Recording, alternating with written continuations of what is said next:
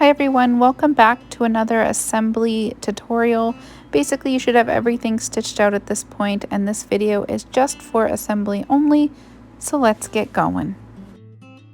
To get started with making and finishing the turtle tarts, you should have everything kind of finished up as we have laid out here. Certain objects like the shell and the body have these little openings made in them, as well as the little frosting, so you can turn them right sides out.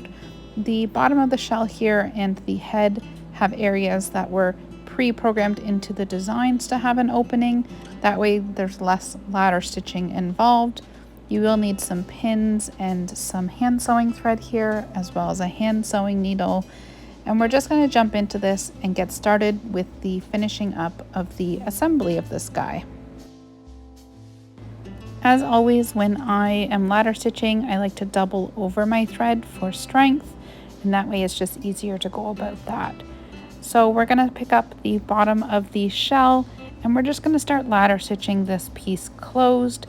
Because I doubled it over, I don't have to tie a knot at the end. You can just pull it through that loop that you've seen me do in the very beginning, and it just makes it so much smoother. So you can just start by ladder stitching back and forth. Ladder stitching is very much a foundational skill in plush making. So if you're not sure how to do that, there are plenty of YouTube tutorials about ladder stitching solely. But essentially you're going parallel with the open seam with your needle and thread, and it creates almost like a hidden closed stitch. So it's really useful, and we'll be using it throughout this whole finishing details of this In the Hoop plush project. I also want to mention, before we get too far along in the tutorial or the assembly portion of this tutorial, that I do speed up my videos because your time is precious, and basically most of the stuff will be sped up, just so you're aware. You will notice that I do take the tail end of the thread and I kind of drive it back down inside the object and pull my needle out another random spot, and then I snip the thread off. This is a very easy way to hide the thread inside of whatever object you're sewing, and it just makes a nice cleaner finish. So you will notice I'm going to use that technique throughout this whole assembly of the plush. Moving along, you're going to rethread some new thread, and we're going to be attaching the top portion of the shell to the lower portion of the shell. We're going to do one side at a time, and you're basically going to find the center on the side, and we're just going to ladder stitch that in place. And it's a very quick little step that will save you a bit of fiddling with the thread later on. So go ahead and do that now.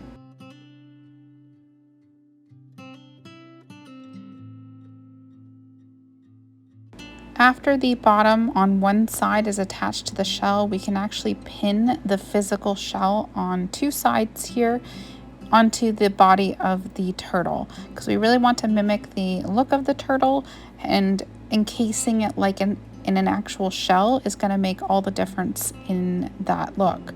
So you're going to rethread a new thread, and you're going to ladder stitch around the whole top portion of the turtle with the lower portion of the underside of the top of the shell, if that makes sense. So you're just going to catch that and ladder stitch around the whole thing. It is going to take a second, but it'll make all the difference so that the plush doesn't move around inside the shell.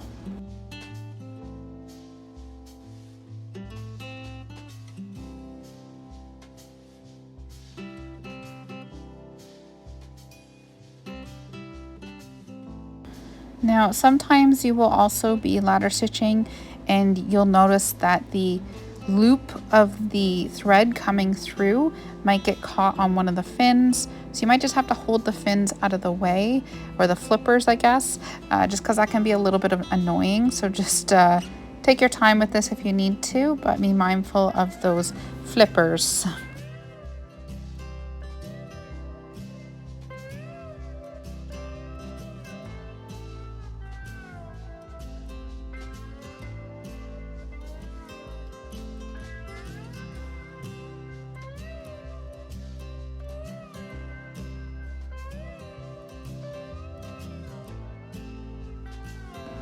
Once that's done, we can actually take and fold the rest of the undershell over, and you're going to ladder stitch to the other side of the top portion of the shell like we did originally before we attach it to the actual turtle.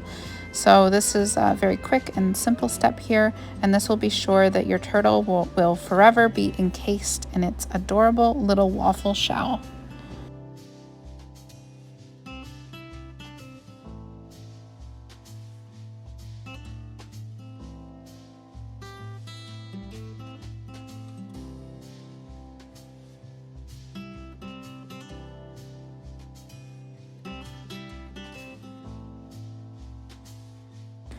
The frosting is optional for the turtles, so I think it's cute for this one in general, but depending on your color scheme, you might want to omit it. But you're just going to take some hot glue. I find it the easiest. You're going to add a dollop into the middle and around the outside a little bit, and you're going to press that down on. Hot glue bonds really amazing to Minky, so it should have a great hold when you're finished. We're almost finished at this point. We're going to finish up with the head here. We're going to keep going. We're going to ladder stitch the back of the head closed. And this is quite a quick little opening here. Make sure your head is stuffed quite firmly because you don't really want it concaving in at all. And the more firm it is stuffed, the better it will look shape-wise. So go ahead and ladder stitch that closed. This next step is really important to making the shape of the turtle head just look a little bit better and more cute. We're going to be thread sculpting the eyes. This is super simple. You're going to take doubled over thread like you see me doing here. And you're going to pull it through the loop to secure in the middle of the bottom. And you're going to bring the thread up right at the edge of that embroidery. You can see where I'm just trying to poke my needle through at the very edge. You're going to push it up through, and then we're going to go over, clear over to the other eye, and come out right by the embroidery in a similar spot. Just like this. And we're going to keep going opposite again, back over where you were. And these are just small stitches because you want to make sure that your thread isn't too big of a stitch, or you're going to see the color of the thread. And you're going to pull just a little bit. And this is going to bring the bottom of the eyes kind of concaved inwards. And it's just going to make the overall turtle head look a bit more cute from the front angle so that it's not as wide. So you can do this a couple times passing through, and I find it makes a great difference. Now right here, I'm coming up kind of like by the nose ridge, and I find that the nose, I wanted it to be a bit more defined. So I'm actually taking the thread over top of the seam. You can see that here and down, and pulling a bit. And I'm going to do that once more. And this is just going to help create that illusion that the nose is more bumped outwards. And I think again it just adds that little charm to your turtle. Makes his nose look so much more bubbly, for example. And I just think that it's just that little touch that and you can see the difference from the front too. So I guess that's optional if you want to do that, but I think that it really helps bring the whole face together on the turtle. So tie that off on a knot and then hide that thread up in through the plush. The very last step to finishing your turtle is by attaching the head to the front. And you're going to be using a small thin ladder stitch, so you're going to go back and forth a couple times in basically a line. You want the head to kind of be bobbly, so if you do a ladder stitch around the circle or the base of the neck, it's not going to be as floppy and cute when you pick it up.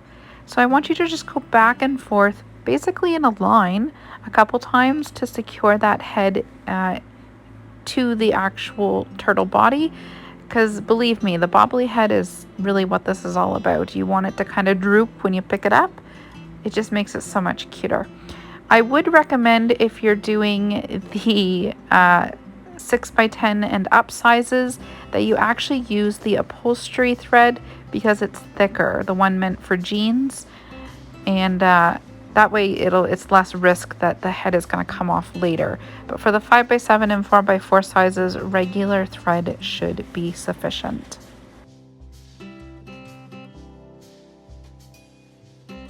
Now that your turtle is all finished, you can take a step back and see how adorable it turned out.